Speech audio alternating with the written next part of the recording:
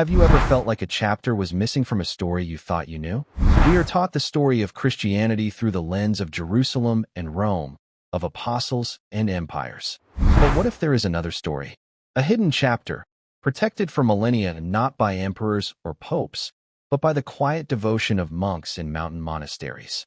Far from the familiar centers of our faith, high in the highlands of Africa, lies a story of Christianity that is older, unbroken, and startlingly different. It's a story that whispers of a lost ark, a wandering Zion, and a prophecy that the world has long forgotten, that when Christ returns, his path may not lead to the Middle East, but to the heart of Africa. This isn't a conspiracy. This is the sacred tradition of Ethiopia, and it poses a question that might just change the way you see everything. What if the true center of God's plan was never where we were told to look? Welcome to Zenvio. Let's explore a river of faith that has been flowing in the shadows for centuries. Our story begins not with a war, but with a journey for wisdom. Imagine the courage of a powerful Queen Makeda, the Queen of Sheba, leading a caravan across deserts and seas. She wasn't seeking gold or power. The sacred Ethiopian text, the Kebre Nagast, the Glory of Kings, tells us she was seeking truth. She had heard of a king in Jerusalem, Solomon, whose wisdom was a gift from God, and her soul longed to understand. In Jerusalem, she found more than answers. She found a covenant. Tradition tells us she returned to her homeland carrying Solomon's child, a son named Menelik. But this was no mere royal affair. To the Ethiopian people, Menelik was the living bridge between two worlds, the bloodline of David and the heart of Africa. He was the beginning of a new spiritual lineage, the Solomonic dynasty.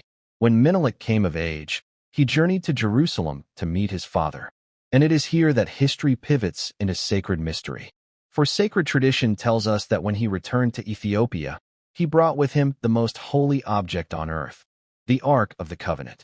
Whether it was a gift from a wise Solomon or taken by divine will, the story signifies something profound, a spiritual transfer. The physical throne of God's presence on earth, gone from Israel, was now in Africa. This isn't just a myth to them. It is their identity. It's the reason they believe Zion, the place of God's dwelling, relocated from a hill in Jerusalem to the mountains of Ethiopia.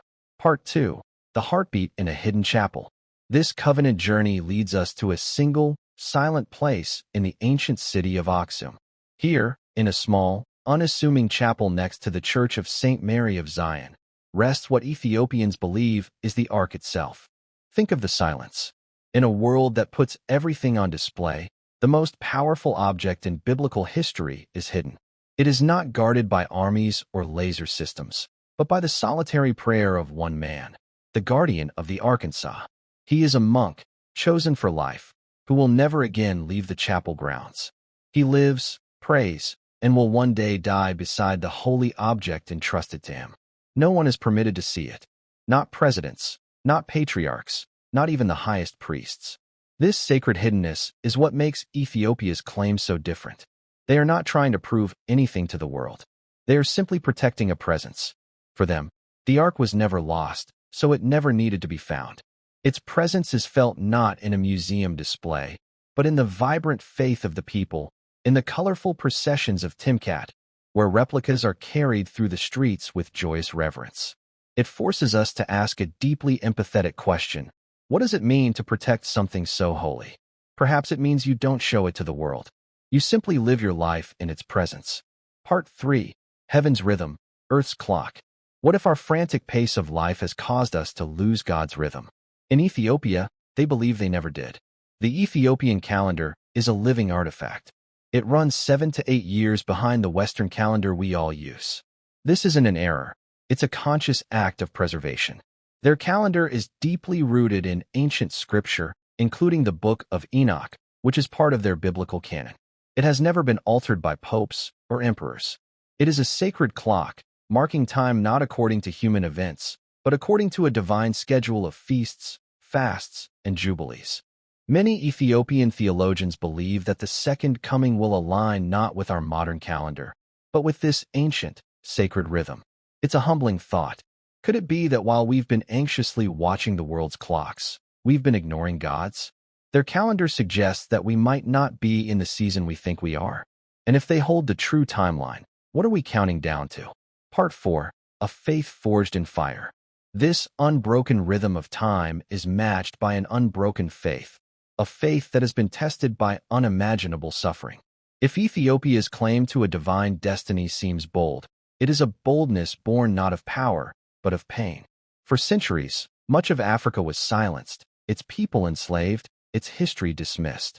Ethiopia itself, though never colonized, endured invasion, famine, and war. From the perspective of their deep theology, this suffering was not a sign of God's absence, but of his presence. It was a refining fire. As the Psalms say, "For you, God, tested us. You refined us like silver."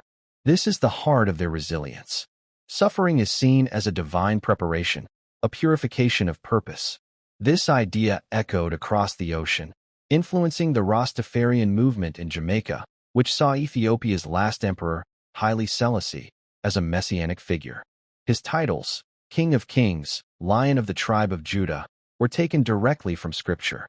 He himself was a devout Christian who traced his lineage back to Solomon, a living symbol of the unbroken covenant. This faith, forged in fire, needed a sanctuary, a place where their covenant could be protected, not just in scrolls, but in stone. Part 5. Zion carved in stone. While the world looks to Jerusalem for a third temple to be built, Ethiopian tradition says the new Zion is already here. You just have to look down. In the mountain town of Lalibela, 11 magnificent churches stand in defiance of history. They were not built up, they were carved down, chiseled by hand directly into the solid volcanic rock of the earth. Legend says angels worked by night to help create them. History tells us they were carved during a time of great threat, a monumental act of faith to create a sanctuary that could never be burned down. This is prayer turned to stone. This is faith made manifest. To the Ethiopian people, these churches are more than buildings. They are the new Jerusalem, a living Zion. They are a testament to the belief that God's presence is not confined to a single hill in the Middle East. He dwells where he is worshipped with a faithful and enduring heart. Conclusion: the homecoming. This brings all the threads together: the ancient covenant, the hidden ark, the sacred calendar, a faith purified by suffering, and a living Zion carved from the earth. All of this leads to Ethiopia's most profound and beautiful belief about the end. Their prophecies whisper that Christ's return will be a homecoming, that his path will lead through the land that kept the covenant, protected his presence, and never forgot his rhythm. The land whose people have been stretching their hands out to God for millennia. Perhaps the second coming is not an invasion from the sky, but a remembering from the soil. A king returning not to a place of power and empire, but to a place of humility, endurance, and unwavering love. This is the story of Ethiopia, a story that invites us to wonder if the most divine things are not found in the headlines, but in the heartlands, where faith has been quietly kept alive, waiting for the world to finally notice. If this story has touched your heart, share it with someone who needs to see the vast, beautiful tapestry of our shared faith. And subscribe to Zenvio as we continue to explore the hidden chapters of our spiritual world. Thank you for watching.